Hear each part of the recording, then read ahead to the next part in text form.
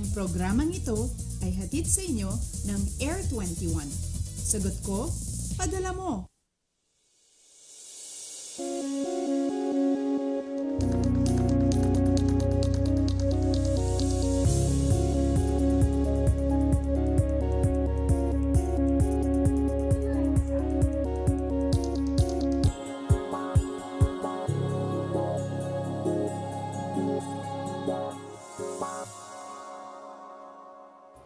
Good morning, Luzon, Visayas at Mindanao. Rise and shine! Espesyal po ang araw na ito. Bakit kamo? Dalawang rason po. Una dyan, midweek na. Ikalawa dito, love month na rin. Sa social media, iba't iba ang reaksyon ng mga netizens sa pagpasok ng Pebrero. Merong excited at in love, meron din namang hindi gaanong natutuwa. Pero don't worry, kahit ano pa ang relationship status mo ngayon, ang buwan ng mga puso ay para naman sa lahat. Andiyan ang mga kaibigan at pamilya mo, di ba? And since first day of February, mamahalin din kaya natin ang inaasahang weather conditions sa mga susunod na araw. Yan ang ating alamin live mula sa Pag-asa Weather and Flood Forecasting Center. Ito ang Panahon TV na mula Lunes hanggang Linggo maghahatid ng kumpleto at komprehensibong ulat panahon. Kasama niyo po ngayong Wednesday morning, February 1, 2017. Ako po ang inyong weather lover, Amor La Rosa. Eto muna, salubungin ang unang araw ng Pebrero ng may ngiti at pag-asa. Ang ating first sunrise of the month, yan po ay mangyayari sa ganap na 6:24 ng umaga at yung sunset naman natin 5:55 ng hapon. Sa puntong ito naman, para mabigyan na tayo ng ideya sa lagi ng ating panahon, makakapanayam na po natin ang isang weather forecaster ng Pag-asa. Walang iba kundi si Mr. Hener Kitlong. Magandang umaga po, Mr. Hener, dahil unang araw po ngayon ng February. Sa ngayon po ba, may namamataan ba kayong panibagong sama ng panahon o bagyo na posibleng pumasok o kaya naman ay mabuo dito sa loob ng Philippine Area of Responsibility?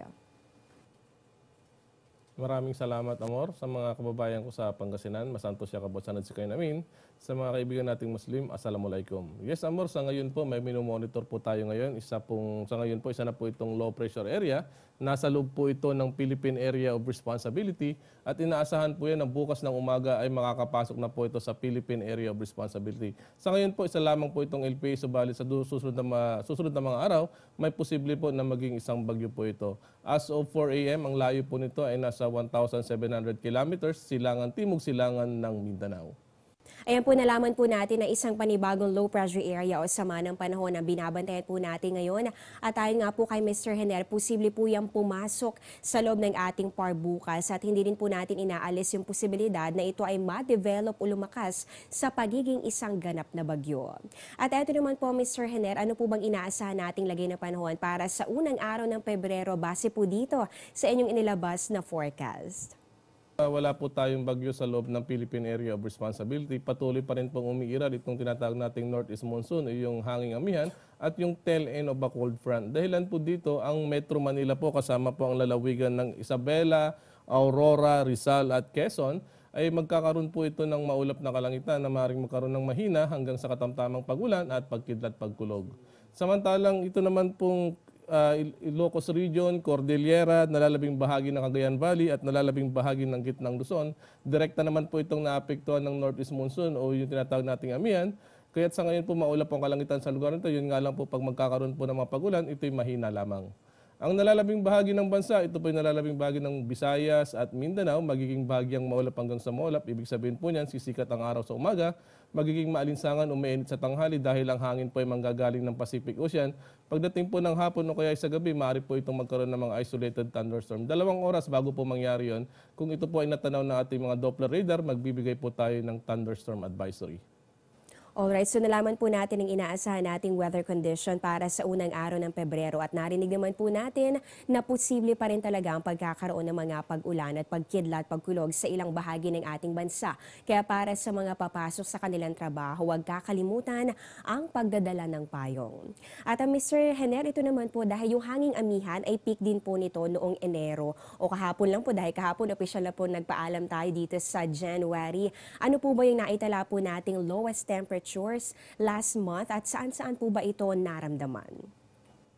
Yes, Amor, last month po ang pinakamababang temperatura ay naitala pa rin po dito sa Baguio. Nangyari po yan noong January 9 at January 27 kung saan nakapagtala po ng 11.0 degrees Celsius. At ang pangalawa po ay sa may Malaybalay noong January 27 nakapagtala naman po ng 15.2 degrees Celsius. At sa may Lawag, sa may Hilagang Bagay po ng Northern Luzon, January 10 naman po nakapagtala po tayo ng 15.6 degrees Celsius. At ang pang-apat po ay sa Malaybalay pa rin po, January 20, 16.4 degrees Celsius.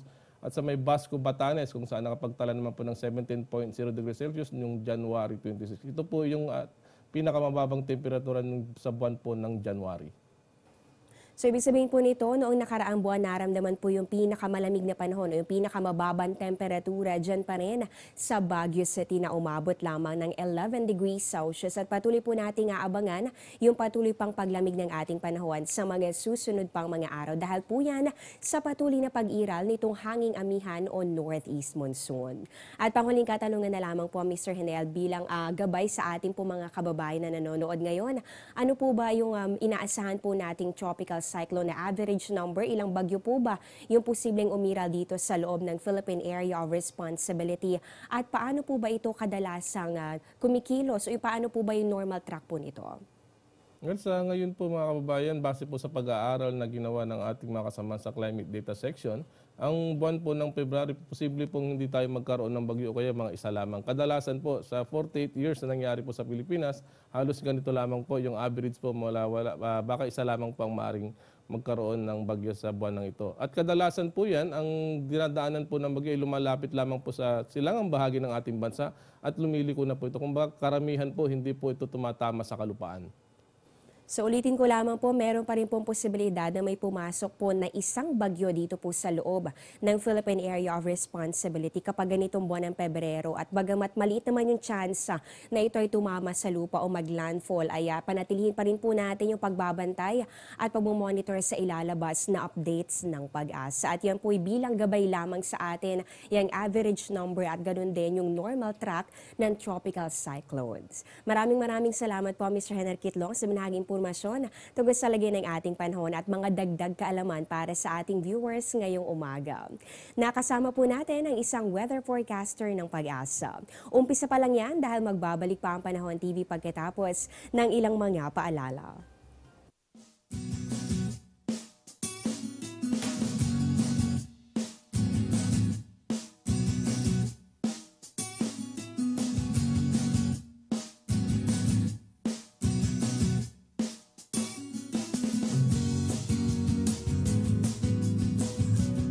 Get timely and reliable Philippine weather information anytime, anywhere through the Panahon TV mobile app, a multifunctional mobile app that brings you weather updates sourced directly from Pag-asa. The app provides a complete 3-day weather forecast at your location. It also allows you to ask or share the weather to the community. It has auto alerts for thunderstorm advisory, rainfall warning, and storm signals over your area. Download for free today, available at Google Play Store and iOS.